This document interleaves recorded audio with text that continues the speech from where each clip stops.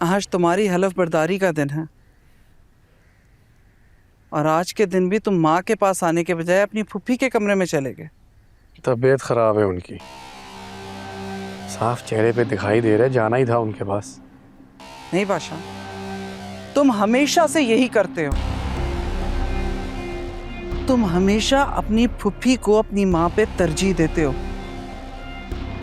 आज के दिन, जिस दिन तुम्हें पहले अपनी माँ के पास आके दुआएं लेनी चाहिए थी, तुमने अपनी फुफ्फी को चुना, उस खुर्शीद को। तुम्हें अपनी माँ के जज्बात और इज्जत का कोई ख्याल नहीं। बात अहमियत की नहीं है, जरूरत की है। और आज उनको हमारी सबसे ज्यादा जरूरत है। उनकी शक्ल पे नजर आ रहा है दुख, जो शायद आपको कभी नजर ही ना है।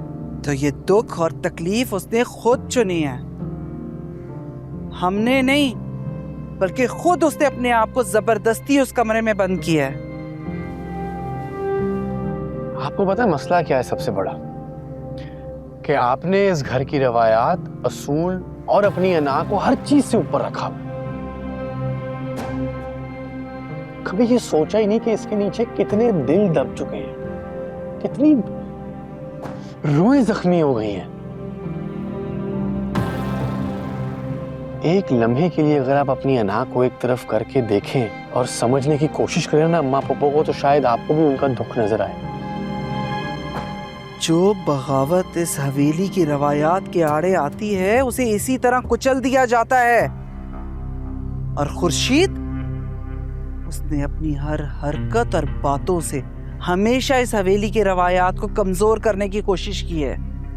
अम्मा, अगर हमने अपनी इन रवायात को इंसानों के सुकून और खुशियों से और ज्यादा इंपॉर्टेंस दी ना, तो हमारी रूह खो जाएगी।